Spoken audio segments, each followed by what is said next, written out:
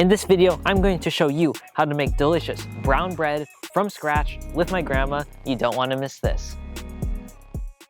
First, measure out 4 cups of distilled water and pour 2 of these cups in a pot and place it on the stove to boil. Next, add 1 cup of cornmeal to the remaining 2 cups of water while the other ones boil. Once boiling, add the cornmeal mixture to the boiling water and then let it boil for 5 minutes while stirring slowly. After the 5 minutes are up, take the pot off the stove and add 4 teaspoons of salt, 4 tablespoons of oil or shortening, and 1 cup of molasses. Next, you're going to want to transfer this to the mixer and let it cool for about 10 minutes. Now for the yeast. We're going to measure out 1 cup of distilled water and microwave it until it's around 100 to 120 degrees Fahrenheit. We microwaved ours for just under 30 seconds. Then add 2 tablespoons of yeast, which is the equivalent of 3 packages if you're using packages, and then mix it and let it sit to see if it'll bubble or foam. If it doesn't foam, you're going to have to throw it out and redo it because this means the yeast is bad. Our yeast started to bubble and foam, which is good. So next we added 2 cups of flour to the mixer. Then we added the yeast to it and we let that mix for a little. Finally, we slowly added 10 more cups of flour to the mixer to make a total of 12 cups of flour used for the recipe.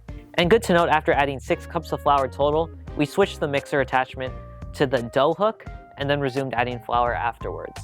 Then before adding the final cup of flour, we let the dough mix for 5 to 10 minutes, and then depending on how sticky the dough is, you might want to add the whole 12 cup of flour, maybe more, maybe less. Our dough was pretty sticky, so we added more flour in small increments until it felt good. Okay, sorry, it's kind of getting around dough. Next, we got the kneading board out and dumped the dough on it and kneaded for about a minute. Then, to prepare the dough for raising, we got out a large kettle and oiled up the bottom and the sides so the dough won't stick. We placed the dough in the kettle, flipped it over to coat both sides, blessed it with a cross, covered it, and put it in the oven with the light on. We let this raise for about 1 to 2 hours. I'm caught. Oh. It's okay. Here, I'll lift that up. Get the... No. I'll just put it. What? I just want to see how the oven works. Okay. Oh, it's good. So you can bring the pan over whenever you're ready. Ozzy. Hey, buddy.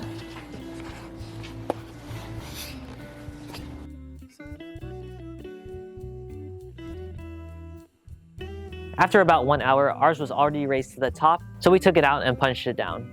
This recipe makes about 5 loaves of bread, with each being 1.5 pounds, and that's 1 pound and 8 ounces per loaf. So after cutting and weighing the pieces, we coated the bread dishes with shortening and placed a blob of dough in each one.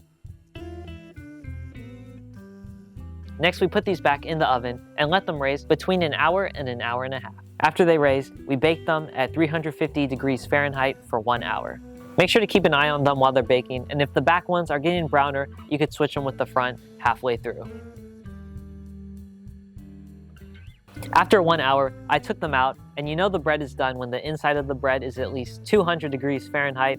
Ours made that threshold, so we let them cool, and now it's time for the taste test.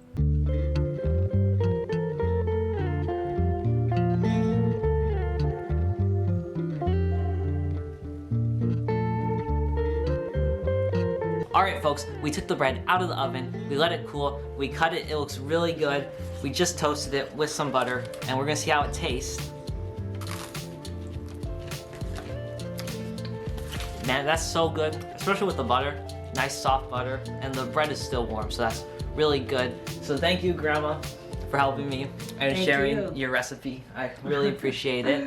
You did a good job. Yeah, and Grandma has one more thing to say.